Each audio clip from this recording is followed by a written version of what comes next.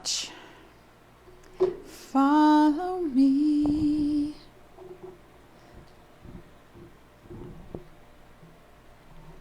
Where is it? Ah, here it is. Follow me. I play the game. Hey, hi, Elaine Marolakos Edelson here with Astrology Mojo. Want to help you get your mojo back. So, welcome. Bienvenue. Come on in, Madeline Kahn. So, yeah. Exactly. We have Mercury in retrograde in Cancer. We have solar eclipse in Cancer, 0 degrees, 21 minutes. That is on June 20th in a certain part of the world, and then June 21st in the rest of the world. Most of Asia and Africa will be able to see it. Here in Sedona, we will see the eclipse on Saturday night, just about at 8:48 p.m., but the sun will just have been setting, so we won't really catch much of it. But I remember last set of eclipses, the sky turned a very strange color, and everything got very quiet, even our dog. So that's something to note if you have pets, that they might start to act a little strange, or small children might be really, really sleepy or cranky, or so high and wide and awake in the middle of the night. Just keep that in mind. Yeah, so come join me. Say hello. Hi, Deborah. Hope you're doing well. And today we're going to do oracle readings, and I've already pulled the cards. You know, some readers online will face their camera down so you can see the table and you can pick, but my computer can't do that. So I made little cards so that when we get to the reading portion, you can choose your oracle reading. I made the number 1 goddess is number 1, number 2 is Faeries, number 3 universal law, number 4 is the Astro dice, but we'll do that later on. But right now we're going to talk about the eclipses. Hi, Christine. And, with it being a Cancer eclipse, Diana's here as well. Great. Welcome. If you're just new to me, then I forgot my spiel. The planets in astrology don't make you do anything. We live in a cooperation with the cosmos, so that when the planets make a move, you feel it. When you make the move, when you act, think, behave a certain way, it is reflected by way of aspects and angles in your chart. And basically, astrology tells you what time it is. And what time is it? It's now. That's what time it is. And in this now, collectively, we're going through a very, weird, strange, unusual time. It is part of what some people would call the ascension process, and that means moving beyond your limitations, coming out of 3D reality. 3D is the victim and the perpetrator, and moving into 4D, or moving from 4D to 5D, and the 5th dimension reality is really where we're headed. That's where you want to be. And we may catch glimpses of it. We may be there for days or weeks at a time, but inevitably during eclipse phases and retrograde phases, we're also in a Venus retrograde, right, until the 24th, but then add 10 days for the post phase, shadow phase. And so what happens then is, remember, it's not the planet doing it to you in the retrogrades, but it is about perception. It's about you going within. Retrograde is Latin, and it means to step back. So what happens in a retrograde is people from your past come back, or old projects, or a picture falls out of a book and you start thinking about, oh my gosh, I haven't thought about this person in 20 years.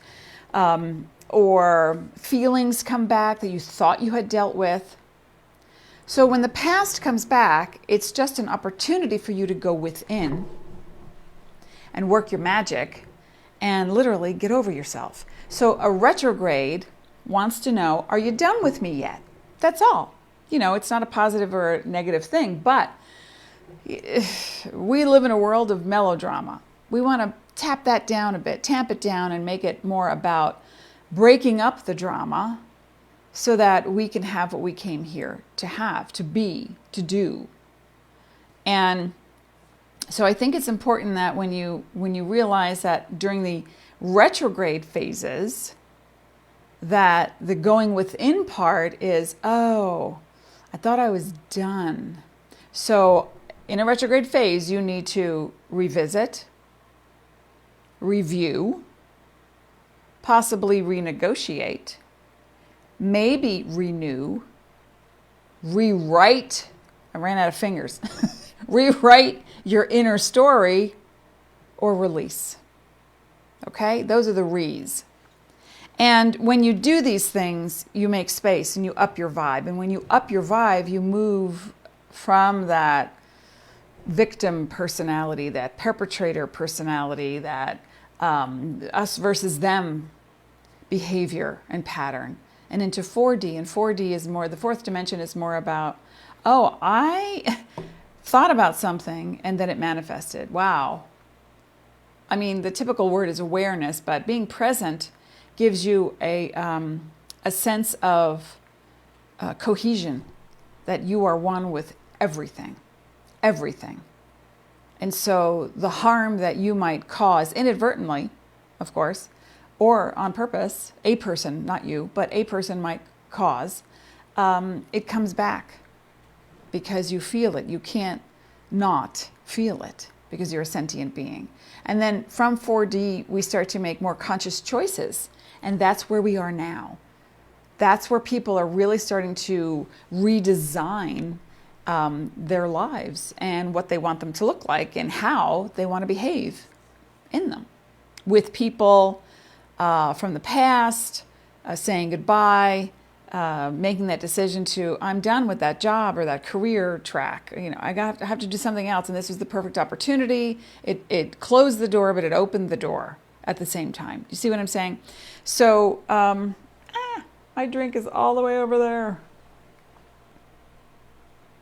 My butterfly pea flower, it's so pretty.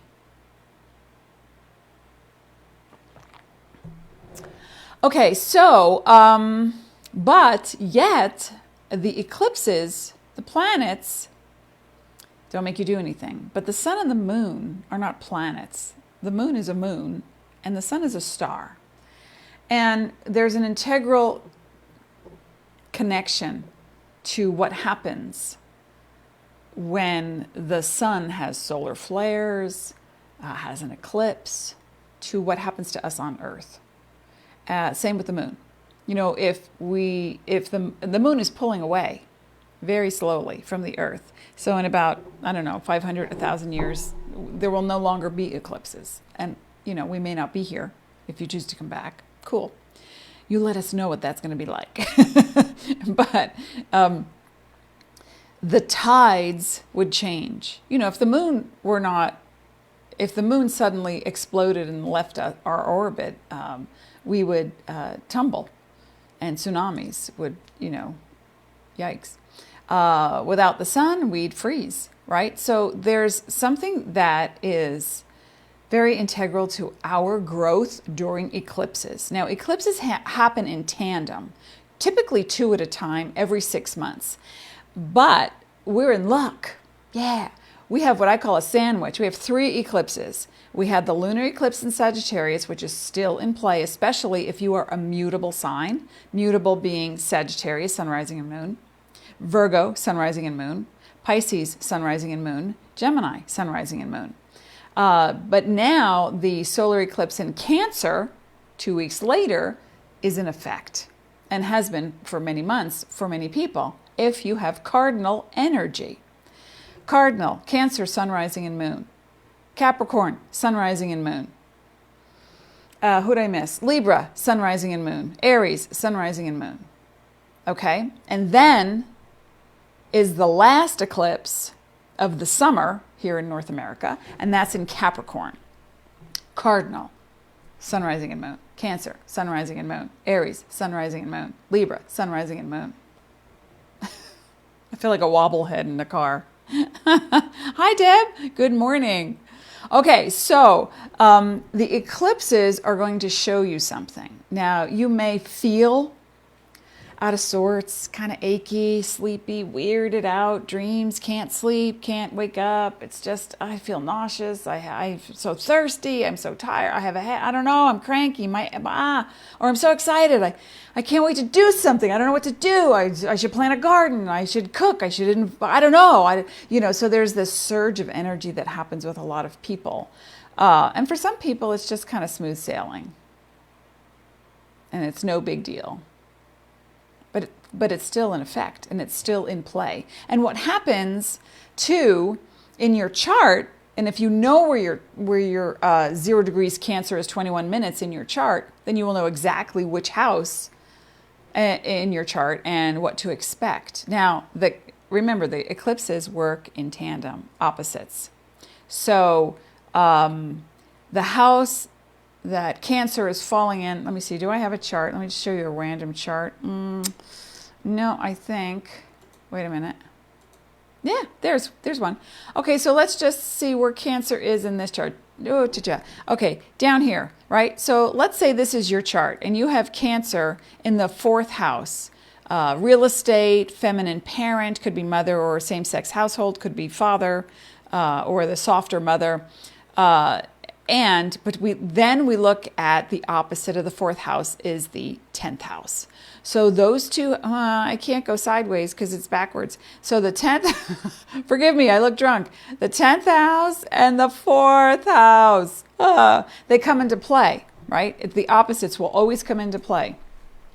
So if you know that you have where your Cancer eclipse is, then it's also important that you look at the opposite house, because those are the subjects that are going to come into play, that are going to be activated, that are going to be doubly aware of whatever's going on because of the summer solstice. Now, this is a really great time to plant seeds.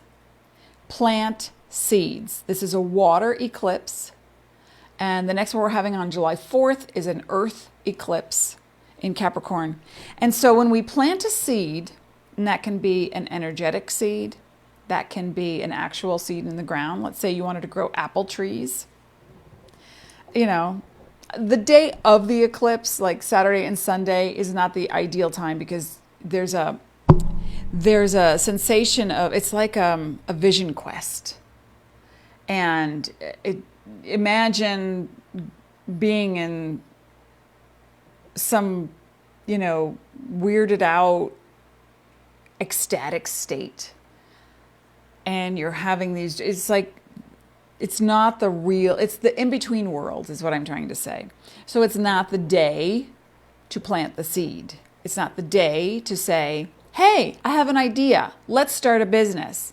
It is the time to be present as much as possible with what you're feeling so that you can say to yourself, oh, this feels really true. Or this is not for me anymore. So you need to just sit with that this weekend. Now, if you're watching this in a replay and the eclipses have already happened, the question still remains. What seeds are you planting for future harvest? That's what you want to look at. Now, I always recommend, I have our chairs are just faded away and ripping, our patio chairs, but our table holds up all the crystals that I put on it every eclipse. I highly recommend that you put some crystal, if you have crystals, except for amethyst because it will fade in the sun because it contains water. Or if it's raining in your area, you do not want to put halite outside because it's a sodium-based salt and it will melt. So any other crystal, you can do some extra research if you need to, but put them out for at least 2 days. I'm starting Friday and pulling them back in on Sunday night. And so that they get the full, it's like they're recharged. They're recharged with the energy of the universe. And so they will hum, they will sing. And if you work with crystals or you need to clear a space in your sanctuary, your at-home sanctuary, because this is a Cancer eclipse. It deals with home and hearth and family. Absolutely. So it's clean up the clutter. It's make your favorite dessert. It's supercharge the things in your environment that will support you, that will nurture you, that will help you to feel comforted. What we want to do also is be aware of the extremes in any eclipse. That is overeating, sugar binging, alcohol binging. And this is a time to get really sober in a lot of ways. You know, if you're used to eating 16 ounces of popcorn after every dinner while you watch a show, maybe now you want to cut back on the carbs, because the inclination is going to be to purify the cells in your body. So it being a Cancer eclipse, Cancer governs the stomach and the breast or chest area in a man. So you want to nurture, and if you are someone who is prone to fibroid tissue, you want to stay away from the sugar and the chocolate. If you're someone who has an easy upset stomach, if you don't express well, now's the time you want to start writing in your journal and not turn to food as a way to escape. Okay, makes sense. Now on the higher vibe, if you've been working on yourself and doing your best to maintain a routine that helps you and you still feel kind of cranky or out of sorts, that's okay, right? Love who you are. Be as present as you can be in the moment. And what you're going to realize is that you have, I have to move this, you have the ability, hang on, this is coming undone. It's wobbly. Hold on a second. Let me see if I can do this without acrobatics. No, I don't think so. Okay. You have the ability to create your next moment. That's why I say it's time to plant seeds. So you may have been feeling a certain way, like, oh, they never called me back, I'm so upset, or I just can't stand this job any longer, you know, I'm working triple shifts because of the whole pandemic thing, and I'm not being compensated, or I just got a whole new different opportunity put in front of me. And I'm thinking, I don't know, am I qualified? It feels exciting. I don't know. So whatever's happening, you want to just take a moment and make it last the weekend. Many moments.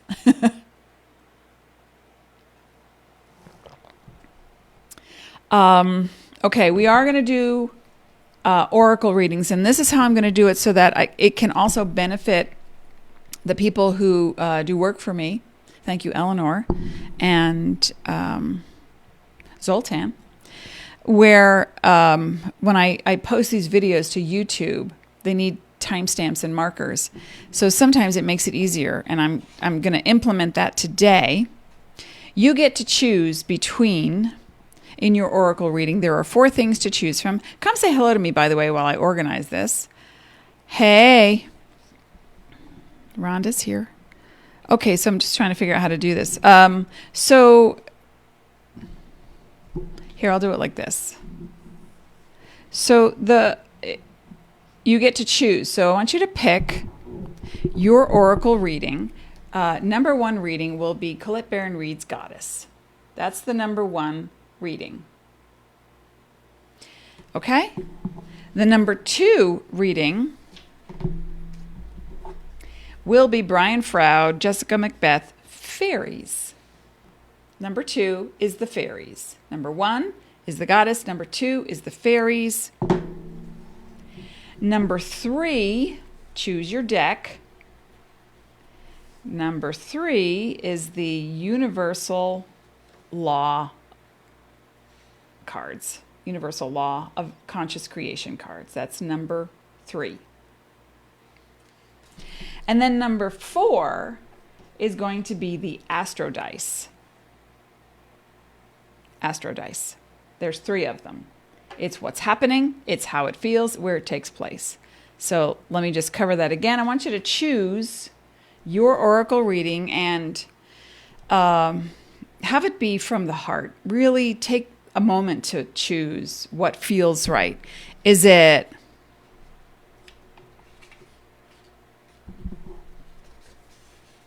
the Goddess? Is it the Goddess? Is it number 2, the Faeries?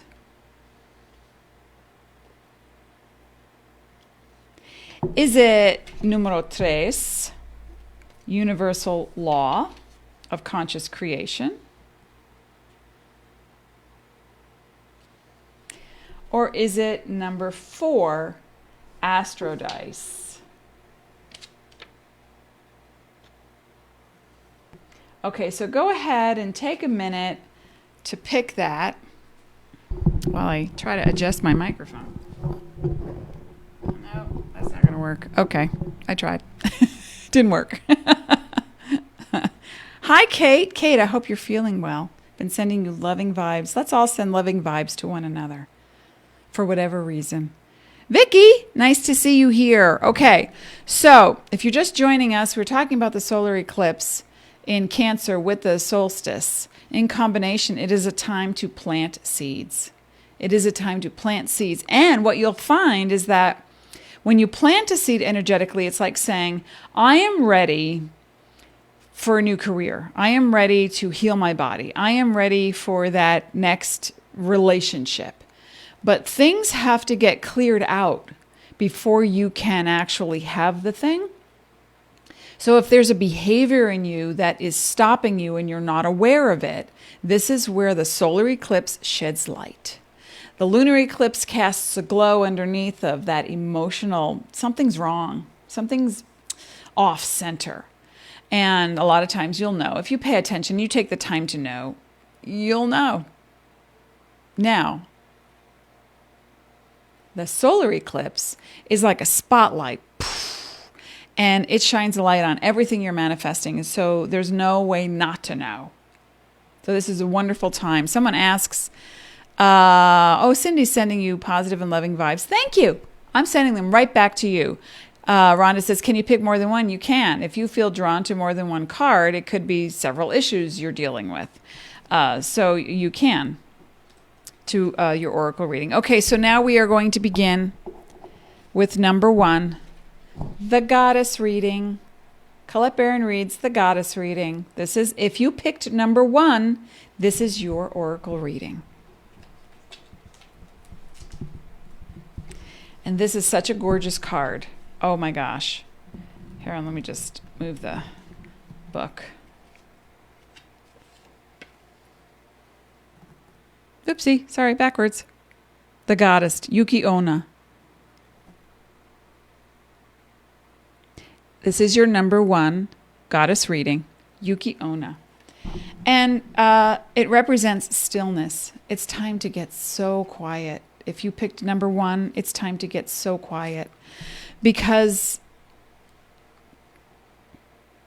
there are, on this earth, the laws of opposites, right? So if you've been going, doing, figuring it out, trying this, acting for them, just, on a roll, now it's time to pull back the energy. This is what this goddess card is saying. Pull back the energy and be still. And when you are still, you will start to hear and feel. And then from there, as I said, in the solar eclipse, you focus on what seed you want to plant. And then you can bring it to you. In fact, it says, let others make the first move at this time as you assess and observe the world around you from the profound position of stillness and neutrality. In this way, the world becomes more intimate, yet you know not to take anything personally. When the goddess of Yuki Onna comes to support you, be still. This calls in the miracles. The action is now non-action.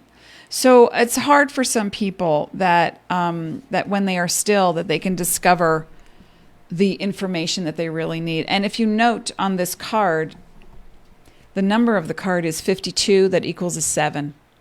And a 7 is about research, inner reflection, the lone wolf, really taking the time to connect to spirit.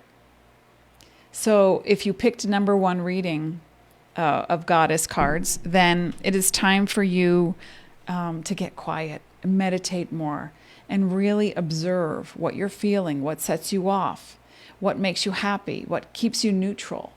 And then from there, make a space. You know, meditation is meant for making space so that the truth can enter. And then, boom, I had a dream. I had an aha. I made space, and wow, it's amazing. Okay, so I hope that helped you. Now, if you picked number 2 reading for fairies, this is your reading. And this is such a beautiful card.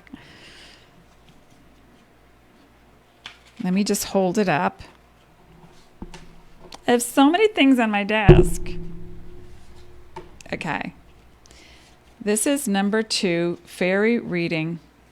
And it's also the card number 2, as it turns out. Oopsie. Can you see that? Ecstasis. It means ecstatic. Number 2, this is your reading. Ecstasis. This card is it's just so beautiful. And it talks about all the points of light that create ecstasy. And that there is nothing separate in this universe. Nothing is separate in this universe. You are connected to all things, all beings, all light particles. Even black holes contain particles of light. And in that is awareness. And in that is the ability to feel contented, yes, but also moved by spirit. Literally moved by spirit. So and what it says too for the reading, to find this place of ecstasy, it's not so much a sexual pleasure or a sensual pleasure. It is a sentient pleasure. Let's put it that way. A sentient pleasure, which is being present in as many moments as possible to enjoy the tiniest thing, a bud on a blooming flower, or the way the clouds move, or the way the breeze feels as you open the window and suddenly feel, wow, that was beautiful. You know, so it talks about when we are feeling these surges of joy, we are empowered and we know that we are on an appropriate track for us. So when you take the time to acknowledge the beauty and the life and the I want to call them points of light, tiny little sparkles that everything shimmers in light. That if you can see that and become aware of that, that's what this card, ecstasis, represents. And what a beautiful card to have, because if you're feeling somewhat dismayed lately or just kind of a little out of sorts, or even if you've been working on things and you're feeling really happy and you've gotten work coming in, or you're being supported and taken care of on every level, then this is the moment of ecstasy. And ecstasy, when body, mind, spirit align, it not only gives you the ability to expand in the world, but that's how to best serve others. So if you're someone who is always looking to serve or give, but ultimately it becomes at the sake of yourself, then this card is a beautiful reminder that you now only have to be in your own power. And that's pure conscious love. That's what it is. It's not masculine, it's not feminine, it's not religious. It just is pure conscious love. And in that, you can spread that. And the breeze takes it. And the blades of grass feel it. And people who walk on it feel it. And they share it with their pets and their family and friends. And so it's on and on and on. That's beautiful. That's a beautiful card. Now, if you chose number 3, the universal law of conscious creation, your mind's been going a little bit more than the number 2 reading. This one. Oh, and also, just to backtrack, the number 2 card in the Faeries is a number 2, and that means empathy and sharing who you are with the world, but not necessarily having to give at the sake of yourself. Okay, so now we're moving on to number 3. And that is universal law. It is 24 is the number card, and it is purpose. So this is your reading if you pick number 3, universal law, purpose.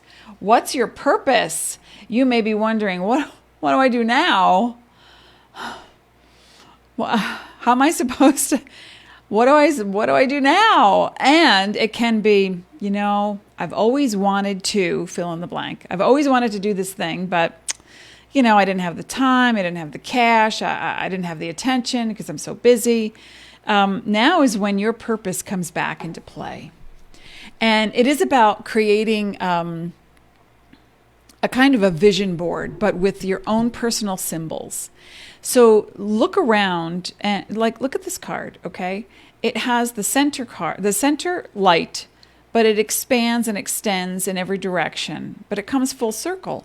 So the things that you put out into the world, if they have no meaning for you anymore, I think it's pretty obvious. You got to stop.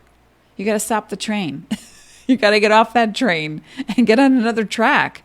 And people always ask me, what's my purpose? I would look in their charts and say, okay, there's no one planet that defines purpose except the combination of, which tells me, and which also has the karmic imprint on top of the chart.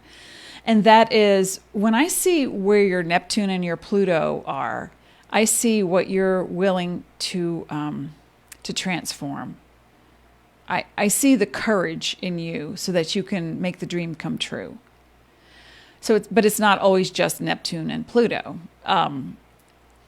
It's your karmic personal information. So I want to see that if you have a goal in mind right now, I want you to look at how to organize that goal by asking for help from others who have been there. And I don't mean, hey, can I call and pick your brain? Can I take you out to tea, in a personal distancing kind of situation and pick your brain? No, we don't pick people's brains. We pay people for their services. It's like a cup of tea does not equal the 10, 15, 20 years of experience that a person has to share with you. So it sounds like it's a gesture of kindness, but it's really not. So when you involve other people in your purpose, remember that people who have been there before you worked really hard to get there. And yes, they'll give you a leg up. But let's think about in your purpose what you're willing to achieve, what you're willing to undergo. And paying someone for their time, their energy, their resources, their information, apprenticing with someone, 2 weeks, a month, just to get the pattern down. Would they be willing? There has to be an exchange of value. And so keep that in mind. Now, a purpose is not just what you've come here to do. It's not a job, it's your profession. And a profession doesn't always mean you hit the ground running when you're 6 and go, yeah, I'm going to be a banker, and then by the time you're 14, you're working as a novice teller, or you know what I mean? So the purpose really has to move your soul. It has to move the entire vibe. And during this time frame when people are questioning, what do I do? I can't go back to that job. It's not for me or that person. My purpose is to share, is to give. Be clear on what you're giving. Be clear on the exchange of value. Be clear on, and this is the time to get clear. So purpose means you're really you're ready to work. So it's important to make a vision board of symbols that represent what the purpose is all about. Maybe you want to share your knowledge. Maybe you want to be a teacher. Maybe you love art, music, and you want to be a music teacher, and now you can do it online. Where before, years ago, I asked someone, my kid would like to learn piano, and so would I. Do you do online teaching? They never responded, like it was an insult. And I thought, okay, oh well, but now the world is changing. So there's going to be different ways of having a business grow, how to market your business. And remember, folks, it's never about the thing. It's not the thing. It's the result that the thing brings. Okay? That's marketing tip for your purpose. It's not about the widget, my husband would say, who is an expert marketer and copywriter. It's not about the thing. Oh, this thing is so great. It's the best thing you've ever. No, it's what's in it for me is what people want to know. So what is the result that you can provide for someone? Keep that in mind when you're working on your purpose. And so to harmonize this during this eclipse, I would say create some kind of a vision graphic with symbols that represent, put you in the picture. Yeah, like a vision board, but it's more than just you teaching, at a piano, teaching music or, money falling from the sky. It's the symbols that you see that represent your anchor to your purpose. Does that make sense? I hope so. Okay. I hope that fits. Let me just check in real quick before we go to the next one. Christine said, number 3, purpose, what to do now. It fits. Okay. So you're going to focus on it. That's what the thing is. Now, if you picked number 4 as you're reading the Astro Dice, I only have 2 hands, so I'm going to show you. The issue is the North Node. Whoopsie. And it is now, it's crooked. It is now in Gemini. So the North Node is now in Gemini. So what does this mean? This is what we're looking at, moving toward being someone who is willing to share information. If you chose reading number 4, someone who's willing to share information, to gather information, to become a little bit more well-versed with the law of politics, the law of truth in representation, whether it deals with health, medicine, technology, teaching, or the implementation of a product, a project. The North Node in Gemini is the promise.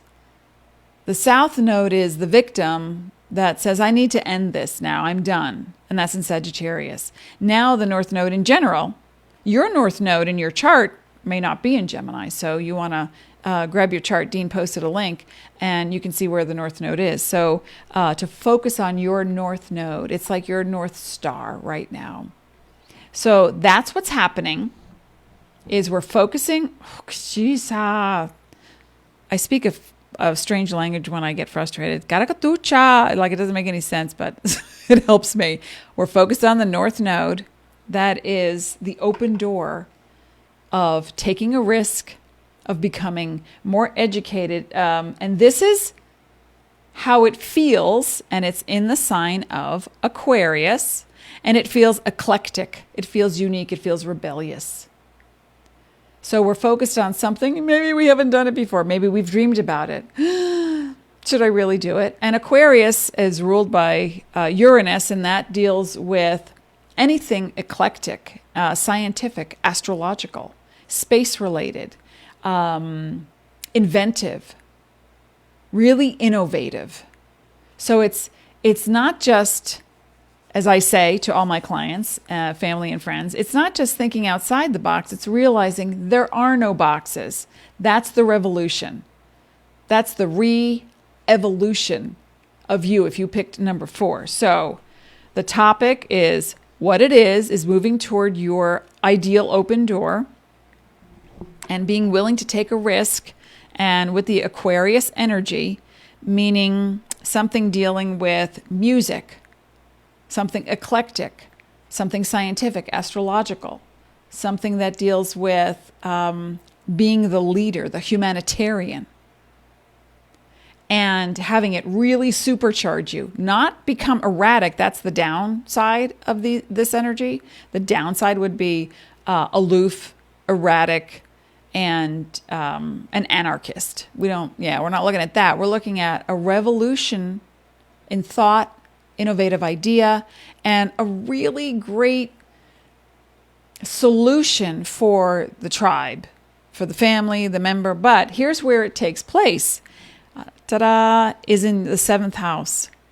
Now, the 7th house relates to marriage, number one, marital partner. So it's doing something revolutionary with your partner. If you're married or have a significant other, it's maybe now you decide to get married. Maybe now you decide to work together, start that nonprofit. Maybe now you two decide to take some of that cash that you've put away and buy that Winnebago and do something so crazy. Like, see ya, everybody. We're going away for the summer. We don't know. The 7th house also deals with high-end clients and business partnerships. So maybe now is when you decide to think about forming that partnership with someone who might be an Aquarian or an Aquarius rising sign, or someone who has really innovative, forward-thinking ideas, and you might be excited about that. Now's the time to talk about it, plan it out.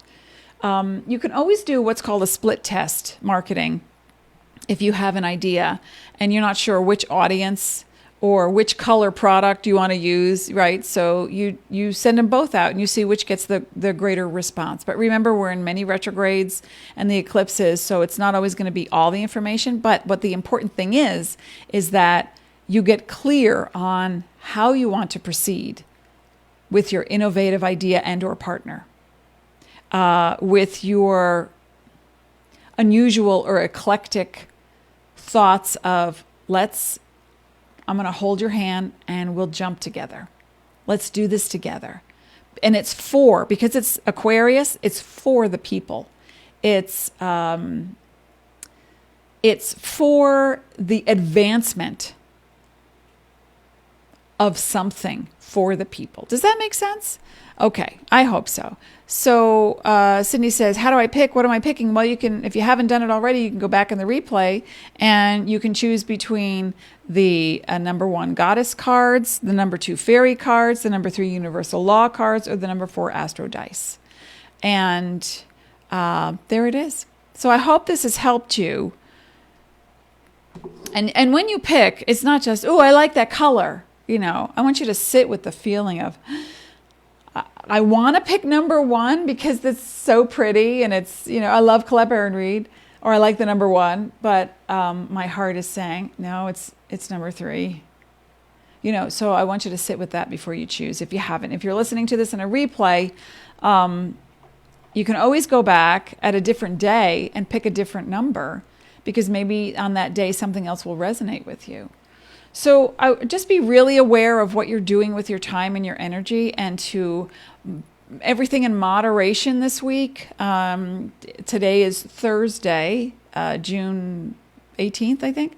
So the eclipses happen on the Saturday, the 20th, in certain part of the world. Here in Sedona, it'll be at like 8:48 p.m.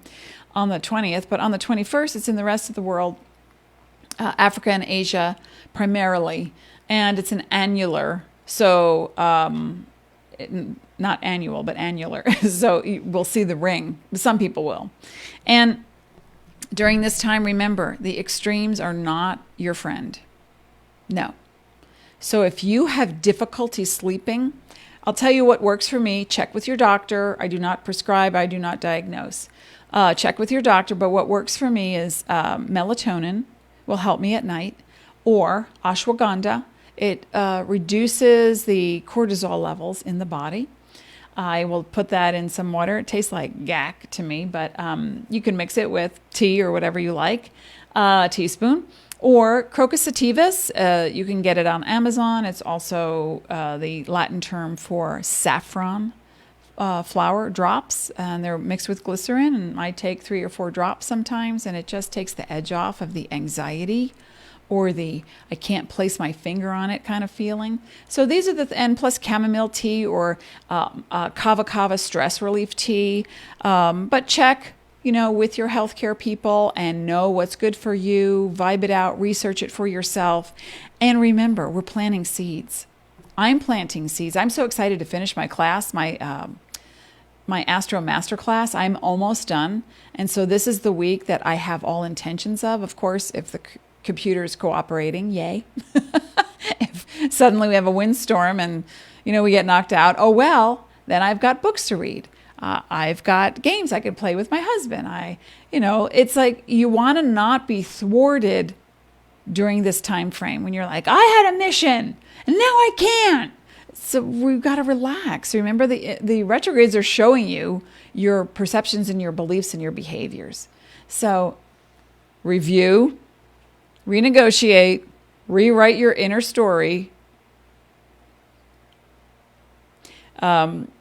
renew or release. All right, that's what we're looking at through July and August, on top of that with the rest of the eclipse energy. But we'll be back on Monday. So I want you to have a beautiful weekend. And I can't wait for you to come back and tell me all the things that you've experienced and maybe some revelations. I don't know. Please come back on Monday and share with me your solar eclipse, a solstice experience. All right, folks, be well, be sparkly. Remember, pure conscious love is who you are. That's all there is. That's all there is. No extremes. Be present. Be sparkly. I wish you peace.